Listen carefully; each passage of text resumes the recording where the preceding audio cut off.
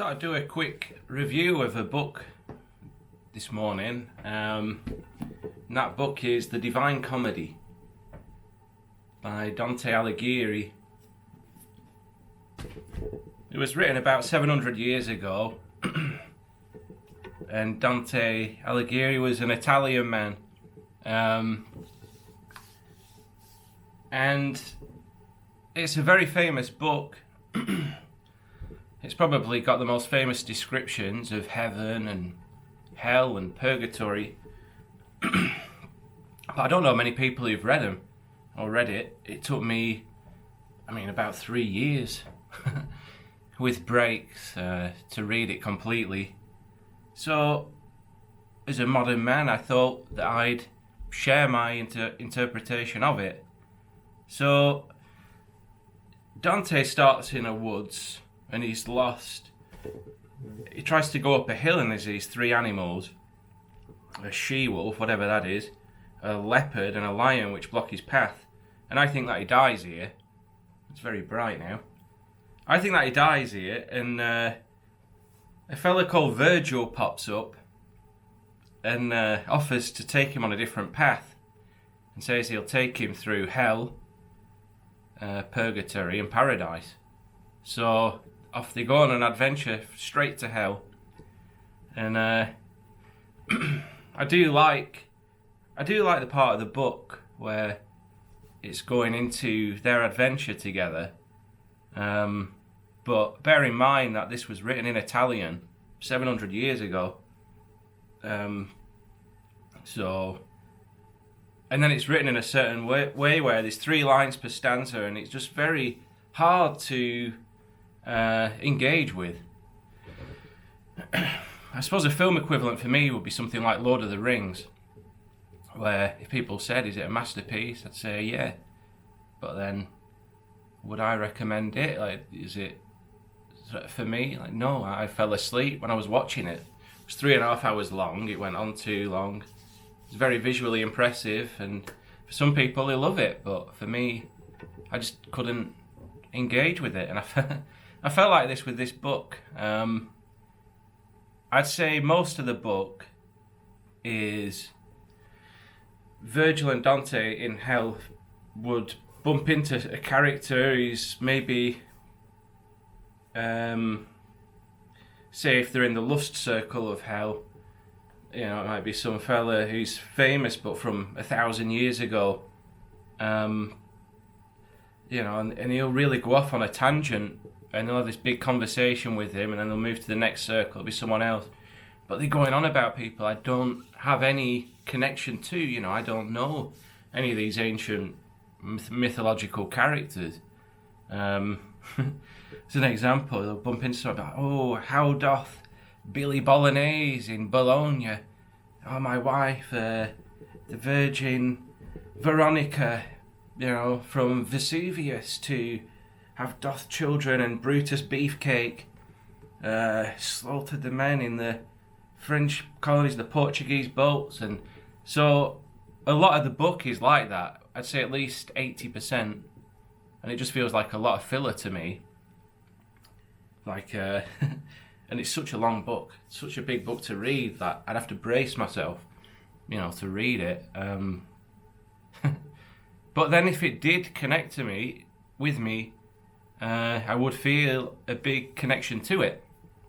For example, there'd be lines upon lines about Billy Bolognese and Sammy Spaghetti, and then there'll be something like, sad once were we in the sweet air that glistened in the sun. And so people, I'll just interpret it in my own way and see it like people are sad when they should be appreciating the sun and just basic things. Or Virgil will be stood there with Dante, and it'll just be a very small part of the book, won't mean anything to anybody else. But he'll ask Virgil, like, why are these people suffering so much? And Virgil will reply, they suffer this much on earth, but it's just more visually apparent here. So, there'll be people who are like in grotesque, painful positions, and their face be all disjointed, but then you kind of see that here anyway.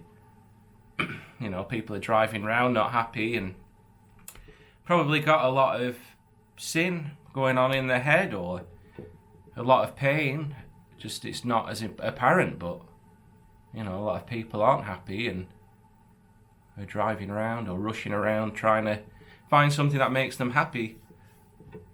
And I just found that my own interpretation of that. So they make their way through all I think there's 7 circles of hell to the devil at the bottom of hell, and then they just think they've seen enough. The devil's eating Judas, who betrayed Jesus, Cassius and Brutus, who betrayed Caesar, and they think we've had enough of this. Virgil says, "Come on, follow me." They run up and end up at purgatory, which is like earth. So it was the most relatable to me. Virgil soon leaves him. There's more singing going on. There's some level of pain, but there's also some form of hope or faith in purgatory. It kind of reminds me of earth. And a woman ends up taking over, I forgot her name, from Virgil. They end up going by a river. Dante purifies some of his sin in the river. A chariot shows up, or a cart, and it's very elaborately decorated with gold and such, which represents the church. It's being driven by griffins, which are supposedly mythological creatures. You see them a lot on ancient architecture. And eventually he sees a lot of rituals from the church and things, and eventually makes his way towards heaven and ascends up to these different levels of heaven. And it's like, from what I understood, the planets are mentioned more, and each planet seems to represent a level of the firmament in the book. And this is more, the only way I can relate to this is he's trying to describe indescribable beauty. And that's the only way I can relate to that is through psychedelic trips and hallucinogenic experiences. You know, there's like the beauty and depth in colours and such. There's lots of singing. He just describes indescribable beauty. It's like looking at one source, which is God.